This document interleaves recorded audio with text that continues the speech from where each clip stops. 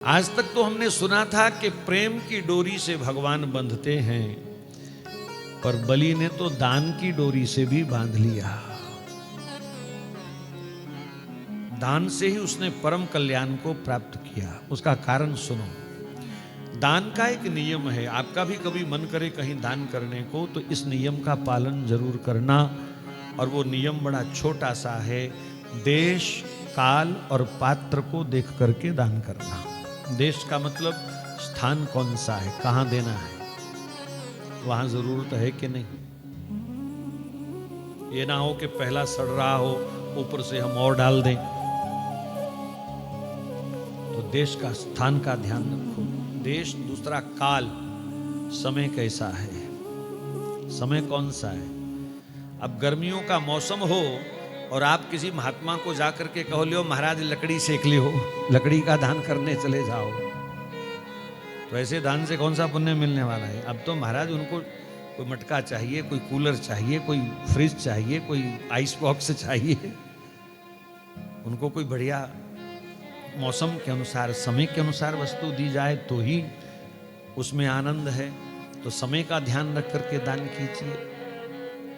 तीसरी बात, पात्र, लेने वाला कौन है। क्या आपके दिए हुए दान की वस्तु का, पैसे का वो सदुपयोग करेगा कि नहीं करेगा, कि अपना ही घर भरेगा।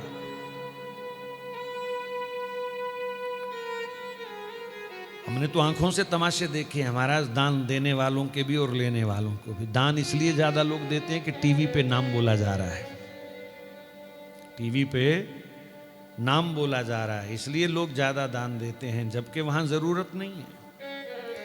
आपके इसी वृंदावन में गौ सेवा के लिए करोड़ों रुपया रोज आता है। कभी समय लगे तो पागल बाबा मंदिर की तरफ जो सब्जी मंडी है उसके आगे चले जाना, कूड़े का डंप है उधर। हर समय आपको 700-800 गाय वहां पर कूड़ा करकट गंदगी खाती हुई मिलेंगी। उनको कोई रखने वाला नहीं है, उनको कोई संभालने वाला नहीं है। बड़ी बड़ी गौशाला वाले, उनका आचरण मैंने क्या देखा कि मेरी गौशाला की 4 दीवारी में जो गौएं हैं वो तो गौ माता हैं, और बाहर जो कूड़ा खा रहे हैं उनसे हमारा कोई संबंध नहीं, वो गौ माता नहीं है।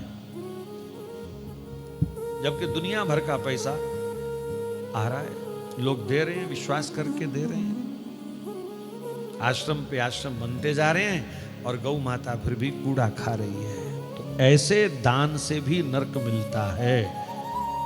अगर आपने गलती से भी, अनजाने में भी ऐसी जगह दान कर दिया, तो दान धर्म कहता है ऐसा दान नरक देता है। इसलिए जांच कर, परख कर, सोच कर, समझ कर दान करना चाहिए। अगर हमारे पैसे का दुरुपयोग हो गया तो हमें भी घोर पाप लगेगा, क्योंकि धन को लक्ष्मी स्वरूपा कहा गया, और लक्ष्मी गलत जगह पर हमने कैसे भेजती है, कैसे देती है। तो देश, काल और पात्र, समय की जरूरत के अनुसार। और बलि का निर्णय, बलि का चयन बिल्कुल बढ़िया था। समय, यज्ञ का समय चल रहा था, स्थान यज्ञ भूमि थी, और पात्र सारी दुनिया के मालिक ब्राह्मण बन करके आए हैं, जो 24 घंटे संसार की सेवा में लगे रहते हैं। भगवान कभी विश्राम नहीं करते। आपने किसी मंदिर में भगवान को लेटे हुए देखा क्या? हर मंदिर में भगवान खड़े रहते हैं। रात को पंडित जी कहते हैं महाराज सैया लगा दी है मैंने, पर्दा कर दिया है, दरवाजा बंद कर दिया, लेट जाओ, कोई नहीं देखेगा आपको। लेकिन भगवान तब भी खड़े ही रहते हैं।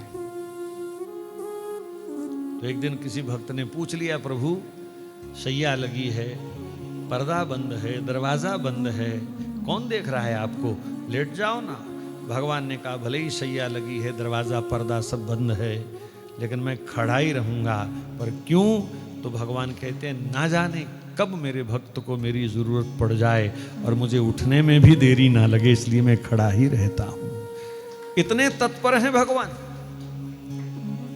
तो जो संसार की इतनी सेवा कर रहे हैं, अहर्निशम सेवा महे, गीता में कहते हैं मैं 24 घंटे जगत की सेवा में प्रस्तुत रहता हूं। भगवान का फोन नंबर है आपके पास? नहीं? नोट करो, 24 365। ये भगवान का फोन नंबर है। 24 घंटे 365 दिन भगवान भक्तों की सेवा में लगे रहते हैं। कभी भी कोई पुकारे तुरंत किसी ना किसी रूप में वो प्रस्तुत हो जाते हैं। तो ऐसे जो जगत का कल्याण करने में 24 घंटे लगे हैं, उस भगवान के निमित्त अगर हम कुछ दान करते हैं,